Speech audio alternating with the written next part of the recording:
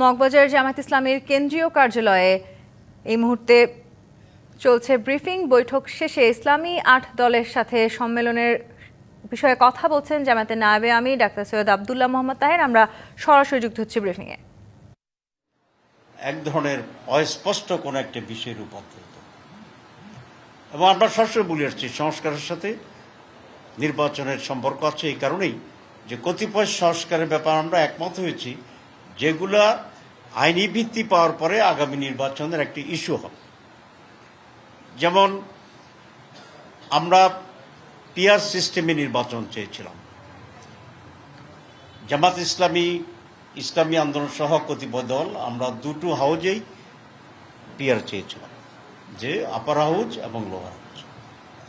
আমাদের ৮ দলের ভিতরে অনেকেই শুধু আপার হাউজের পিআর চেয়েছে, আর পুরো জাতি আপার হাউসে পিআর চেয়েছে। শুধু বিএনপি এটার বিরোধিতা করেছে।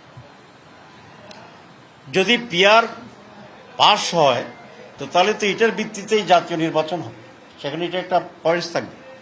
আর যদি এটা পাস না হয় তাহলে এটা মাইনাস করে নির্বাচন হবে। তো সে কারণে আমরা সবসময় বলেছিলাম যে গণভোটেই আগে নির্ধারণ হয়ে যাওয়া দরকার, কোনটা জনগণ গ্রহণ করেছে, কোনটা জনগণ গ্রহণ করে নাই।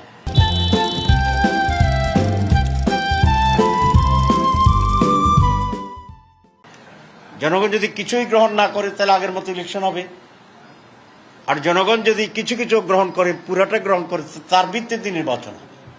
সেই জন্যই গণভোটটা জাতীয় নির্বাচনের আগে স্পষ্ট হইতে হবে যে জনগণ কিসের ভিত্তিতে জাতীয় নির্বাচনে অংশগ্রহণ করছে।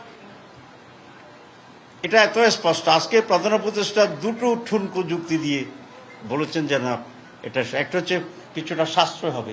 হ্যাঁ, সাশ্রয় কিছু হবে, কিন্তু জাতির প্রয়োজনে, রাষ্ট্রের প্রয়োজনেই তো বাজেট খরচ হয়, বাজেট হয়। তো সেই হিসাবে যেটা খরচ হবে এটা উপকার হচ্ছে অত্যন্ত নগণ্য। আর ২, জাতীয় নির্বাচনে যদি একসাথে গণভোট হয়, তাই গণভোটে যেগুলো মানুষ হাঁ করবে সেগুলো বাস্তবায়নের তো জটিলতা তৈরি হবে, যেগুলোর উপর ইলেকশন হয়। আমি এক জায়গায় বলেছিলাম যে কনসেপ্ট করার আগে সন্তানের নাম রাখা এটা কখনোই বুদ্ধিমানের কাজ না।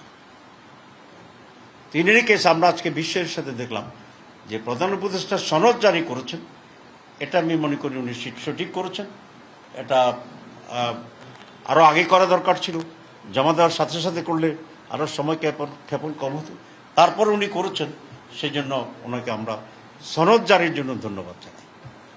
কিন্তু সনদের কার্যকারিতার জন্য জাতীয় নির্বাচনের আগে যে গণভোট অপরিহার্য, এখানে উনি আবার বিভ্রান্ত তৈরি করেছেন এই কথা বলে যে গণভোট আর জাতীয় নির্বাচন একসাথে হবে। এটা আমরা নিন্দা জানাচ্ছি এবং আমরা আহ্বান জানাই যে এটি উনি প্রত্যাহার করবেন।